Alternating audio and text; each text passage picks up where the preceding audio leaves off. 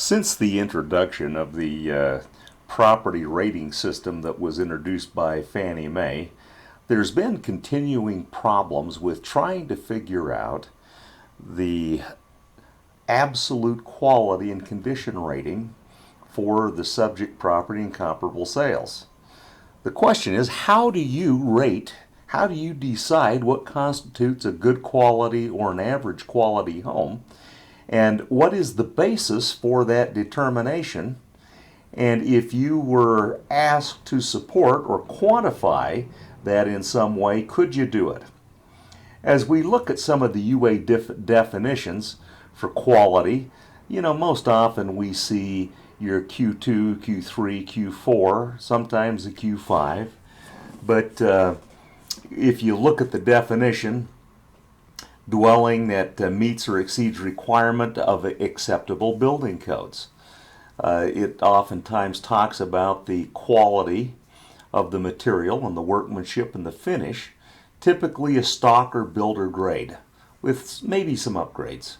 Q3 is a higher quality home, readily available designer plans, above standard residential tract, individual property owner site. Now, one of the things that we oftentimes find, and I see lots of appraisals where you'll have a home in a nice residential development because it's in a tract or a production subdivision, it gets rated as Q4 because the reference talking a little bit about being a property owner or the design exceeds a significant exterior ornamental or interiors that are well finished. And a tract home may not have that. But oftentimes we find many tract homes that have high levels of upgraded features. And then the Q2 as being the dwellings of this type are found in high quality tract developments and highly modified or upgraded. It's not uncommon for me to run into homes where there's $100,000 or more in upgraded features from the base home, and yet I will see appraisers who will rate these as a Q4, maybe a Q3. So why is there such a disparity in the way we rate these? And how do you come up with some kind of meaningful way in doing that? Now I'm using total. I have a worksheet. See these tabs along the top here? I have a worksheet that I have put the Marshall Swift data, and if I detach that, which I like to do, I can then take this worksheet and use the data from that. Now my sheet 2 has the Marshall Swift. I've got a property up here, it's 24 years old and it hasn't had a lot in the way of upgrades. So, I know a lot of us don't really do the cost approach that frequently, and there are some limitations with some of that, but it can be useful in helping me get a meaningful rating for the property. And if we look at the Marshall Swift cost definitions, they're pretty close to what Fannie Mae and Freddie Mac have. And so I've got an average quality property. It's got tile roof, a few stucco. It's pretty much a tract basic home. But how do I quantify, is this average or good? It's got some granite countertops and some things like that. And so if I were to look at a property that, in this case, we've got a home here, that if I use the average quality for a single level home, it's $81 a square foot. If I go add for the tile roof and put that in, I'm there. If I add for the floor coverings, which in this case is $393, we put that in, we put it in there. And we add for the 3-car garage, which is attached, we put that in. The location on this is base, so I'm going to put 1 in. Now, some of you may have seen, one of the things that I like to do is to go put this in to my cost approach so that the data automatically transfers across. Now I've got a covered porch and patio and a few things, so I'm going to go ahead and put some of those things in here. And when I look at my sketch, I will find that I've got about 350 square feet of porch and patio, which in this case is about $20 a square foot. I've got appliances that are going to be in the about $1,800 average on these. I don't have a fireplace, and so what this is it tells me I've got about $12,400 in other stuff that's not taken into account. I can do my landscaping. In this case, I've got about 3,000 square feet of landscaping. Oh, let's get the number right. I've got walls that are running right now about $40 a running foot, and I've got about 350 feet of walls, but they're shared with adjoining property owners, so I'm going to factor it down a little bit. And I've got a driveway that is about 500 square feet, and the cost is about $4 a foot. Now, oops, let me get this done right here. 50%. Now I can put in a depreciation factor. My landscaping is okay. I'm going to depreciate it by 80%. My driveway, it's in a little bit older. I can do that. So what it's telling me is that the depreciated value of my site improvements is about $9,900. So I can plug that in. Trying to figure out where my site value is. In this case, about 23%. I've done some studies, and in this case that puts me pretty darn close. So I have a comment. I'm doing an allocation method to come up with a site value. I don't want to make it up. I go ahead and copy that in, put this in at my 68. Now I've got that in. Now look at the depreciation. It's coming in at 33%. Now here's kind of a little trick that I've learned. I don't like the age life method for calculating depreciation because realistically it almost never gives you an accurate number.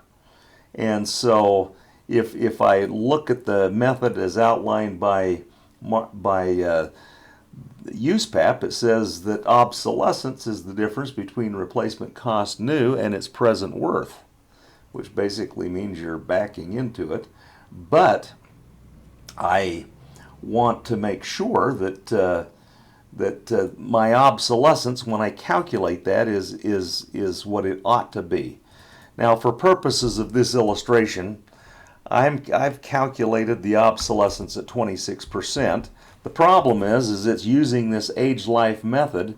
So what I can do is come up to my top ribbon and lock that 26% so it doesn't overwrite it, and then it puts this in there. So now when I come in and look at this, I see that my cost approach is telling me I'm 289. Come back and look at my comps. My comps are within 287, 306. I haven't made any adjustments to these, but this tells me that I'm probably an average quality house.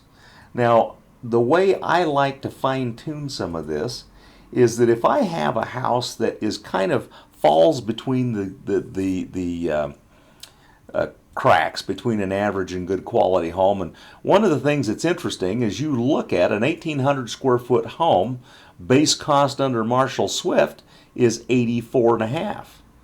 Base cost for a good quality home is 110. Pretty big spread. Many times I will find homes that fall between the cracks, and so usually the method that I'm using is that if I'm within about $10 a square foot of being average, for example, if I have to come in and add $10 a square foot to get things to work out in terms of my analysis, then I'm going to call it an average quality home, but I might be making an adjustment for, say, this has got some good, and I want to put the comments that go in and explain This one is average, and I'm 2,000 square feet. I'm going to make an adjustment of $5 a square foot, which is $10,000. I can put that in and try to refine my adjustments. And I'll go in and look at my MLS photos and all of that to try to see if there are differences in one home has vinyl floors, the other one has tile, one's got laminate countertops, the other one has granite. I will look at this, and I like to keep track of some of my cost information and figure, I've got $3 or $4 or $5 a square foot difference in some of these things, and can use that as a way to refine some of those differences.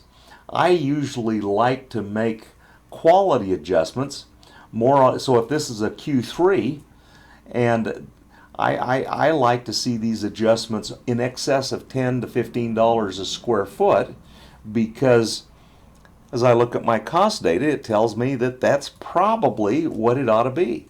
So in this case, I would be, if I think a $15 a square foot adjustment is most appropriate from a Q4 to a Q3, that's what's going to happen. Then when I come into my comments, I have some stuff where I will go in, and I hate canned comments. I've seen more appraisers get in trouble with canned comments, but if you use them as a template to go in and make custom comments, then I think that's fine. You can kind of go in and explain to your client what you did and how you did it. So anyway, hopefully this is a way you'll come in and I'll say comparable 5 was good quality construction with superior ceiling height. I don't know if I could spell. Ceiling height and finish with the adjustment. And